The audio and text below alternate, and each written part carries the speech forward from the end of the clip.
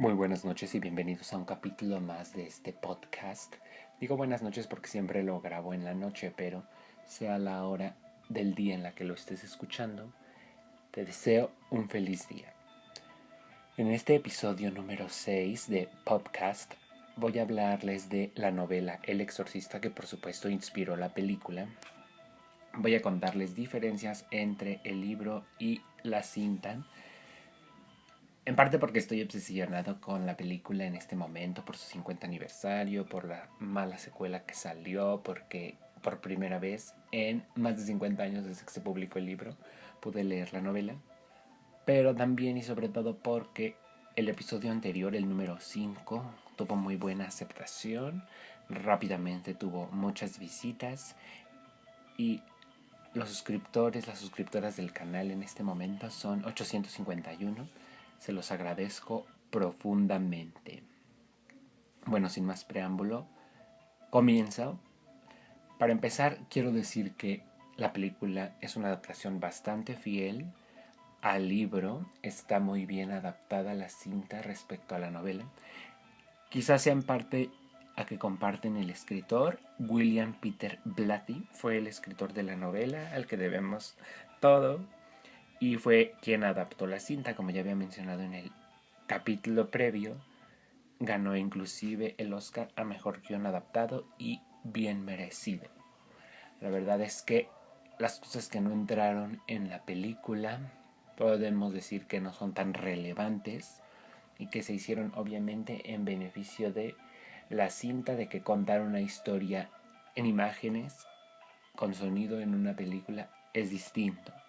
Pero si viste la película puedes decir que leíste el libro, a menos que te topes con alguien bastante astuto, pero la verdad es que son muy parecidas, muy similares, los diálogos, los eventos, todo. Entonces, solo hay detalles que no se dicen en la película, pero que entendemos con las imágenes, y en el libro pues sí son descritas. La película y la novela empiezan de la misma forma, con el padre Merrin en las excavaciones en Oriente. En la cinta esa introducción se me hace un poco larga. En el libro también. Supongo que es porque ya conozco la historia. Queremos pasar a la acción. Y aquí me gustaría resaltar algo que ya dije antes. Me parece que la película es brillante ya que con pocos personajes, lo mismo ocurre con el libro por supuesto, se cuenta una gran historia.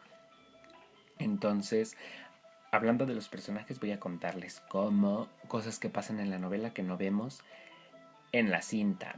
Empezando con Chris McNeil, la madre de la protagonista y afamada actriz. Yo siempre que veía la película, todas las veces que la vi, me quedaba con la pregunta de la película que estaba grabando, ¿la terminaría o por todo lo que pasa con Reagan tuvieron que cancelarla? Y esta respuesta es resuelta en la novela. Termina la película que estaba haciendo. Se dice que ya solo estaba en postproducción, que iban a grabar algunas escenas con otros actores, pero que ella ya había terminado. Entonces me alegra, pero tenemos un detalle extra en la novela, que inmediatamente le ofrecen dirigir una película, su ópera prima, y aquí sí, por todo lo que acontece con Reagan, tiene que rechazarla. Al hablar de Reagan, tengo que mencionarles una diferencia pues interesante. Como recuerdan, en la película tenemos una escena de la profanación de una figura en la iglesia. En el libro se describen más profanaciones y se dice que con las investigaciones que hace la policía se dan cuenta que tiene las huellas de Reagan, la estatua que es profanada. Pero aquí también nos cuentan de otra que había excremento de humanos en el altar de la iglesia, obviamente producto de Reagan poseída.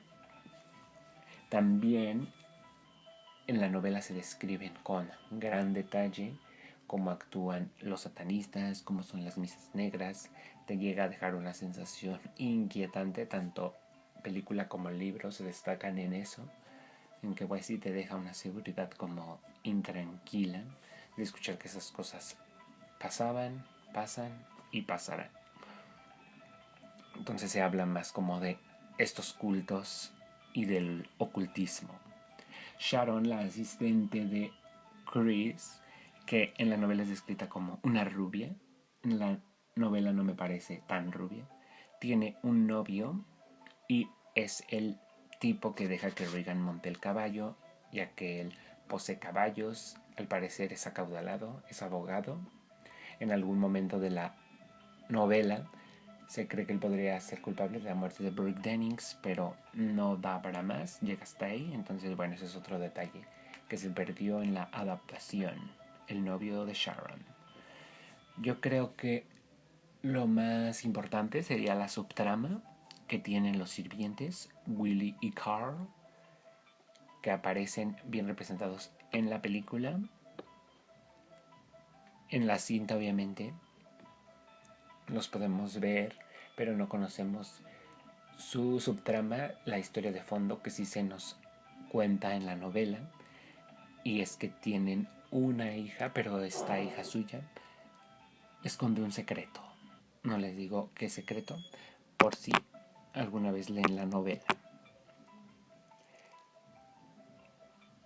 Y bueno, luego tenemos los demás personajes. El padre Merrin, que está muy bien descrito en la novela, cómo impone, cómo da paz, cómo desde que llega, Chris se siente aliviada y sabe que su hija está en buenas manos.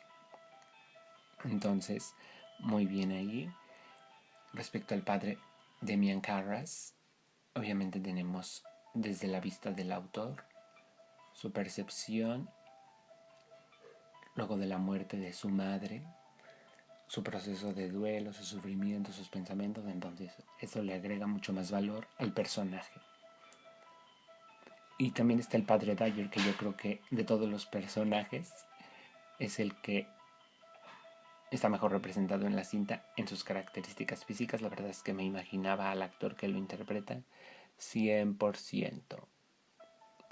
Otro acierto de la cinta respecto a la novela es que los procedimientos médicos a los que Regan es sometida no son descritos. Solo se dice se le va a hacer esto. Hay una escena en la novela donde le hacen una punción lumbar. Ahí sí la describen. Pero como recordaremos en la película, se ve como Regan se somete a varias pruebas, test, análisis. Hay una escena muy bien hecha de cuando le brota sangre.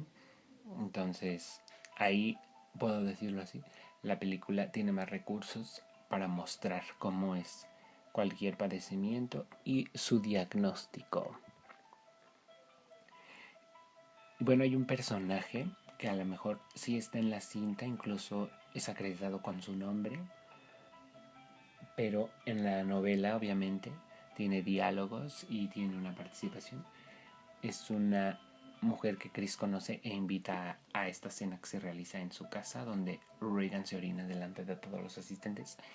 Y era una medium que desde que conoce a Regan sabe que algo no está bien con ella. Incluso Regan no quiere tener contacto con ella porque, digámoslo así, sus habilidades le permiten saber que esa no es Regan. Incluso de cierta forma se lo da a entender a Chris, su madre, Chris MacNeil. Y luego, preocupada por la situación, pero obviamente sin poder decir nada porque la tacharían de loca, le envía a Chris como regalo una novela sobre posesión demoníaca. Esta novela, este libro, es gracioso porque hay un libro dentro del libro y en la película hay una película dentro de la película. Bueno, hace pensar a los sirvientes, a Chris, al padre Carras, incluso que Regan pudo haberlo leído, y por el impacto y por la culpa respecto al divorcio de sus padres, porque comenzó a comportarse así, es decir, se sugestionó. Entonces digamos que por eso es importante el personaje de esta medium y su aporte, pero igual como en la película no se hace referencia a nada de esto, puede avanzar sin ningún problema. Y algo que me gustó mucho, ya que pues es digamos la parte más interesante, la más emocionante, es que hay más encuentros entre el padre Carras y Regan poseída, o Pazuzu, por así decirlo. Se ven más veces, platican de más cosas, buscando precisamente la verdad. Entonces pues era interesante como lector, así de, ya va a hablar otra vez con Regan, ya fue a verla. Y como ya conocía la historia, pues es así de, ¿qué le va a decir ahora? ¿No? Y bueno, algo que me parece lo más relevante que quiero compartirles es que cuando yo vi la película y todas las veces que la he visto hasta ahora, que ya leí la novela, para mí, aunque yo podría estar equivocado, siempre dejan claro o entendí que Regan estaba poseída por Satanás, por el mismo demonio, incluso el padre Carras lo dice.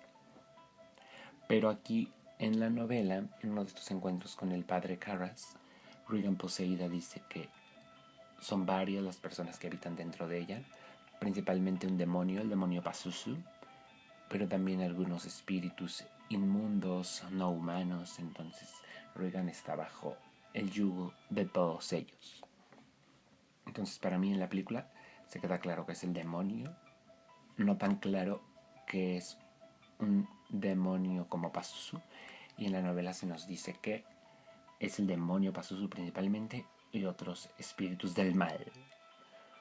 Pero luego el padre Merrin, con su conocimiento y experiencia, dice que solo es uno, solo es Pazuzu, y que hace esto para confundir, para precisamente intentar afectar el exorcismo.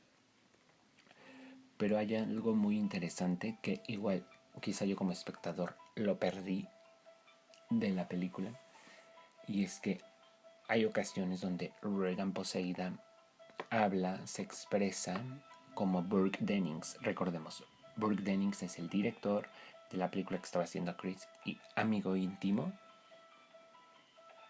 Entonces para mí en la película no queda claro como cuando toma esa personalidad, inclusive en la mítica escena donde gira su cabeza, pero en la novela sí se deja bastante claro cuando Regan, digamos, es Regan poseída por Pazuzu, cuando Regan es poseída por Burke Dennings, cuando Regan es poseída por otros espíritus, aunque posteriormente el padre Merry nos dice solo es uno, pero repito, en la novela es muy explícito, se dice estaba poseída por Dennings en ese momento, hablaba como él, sus expresiones eran como las que él hacía, la voz era con acento inglés, ya que Burke Dennings era inglés. Entonces para mí en la película no se entiende eso, pero en la novela está bastante claro. Inclusive hay una parte donde dice, soy Burke, ella me asesinó, me arrojó por la ventana, y describe cómo fue su muerte. Entonces para mí en la película no lo entiendo, así como cuando habla como la mamá de Demian Carras, sí está claro, pero cuando es Dennings en la película para mí no lo está tanto. Y bueno, ya para finalizar, obviamente tenemos el exorcismo, la escena del póster, esa imagen icónica, es descrita con mucho detalle. Me alegra que la hayan trasladado bien a imágenes, pero lo más importante de todo esto es que en la novela el exorcismo toma como una semana. El padre Carra se va a su casa, Chris atiende al padre Merrin en la suya. Entonces me parece que en la película debieron haber eliminado la parte donde mencionan que a veces los exorcismos toman semanas, meses, ya que es chafa, digámoslo así, que en la película el exorcismo de Regan y todo lo que implicaba se haya dado en una sola noche. Entonces era así de entonces no era tan poderoso o no era como tan necesario. Pero en la película todo pasa rápidamente por obvias razones, y en la novela pues se toma como más su tiempo, la semana como les decía. Entonces tenemos oportunidad de conocer como más detalles, pero en la película tienen algunas escenas que le aportan pues más misticismo, como cuando Regan levita, cuando Regan adora a una estatua imaginaria de Pazuzu.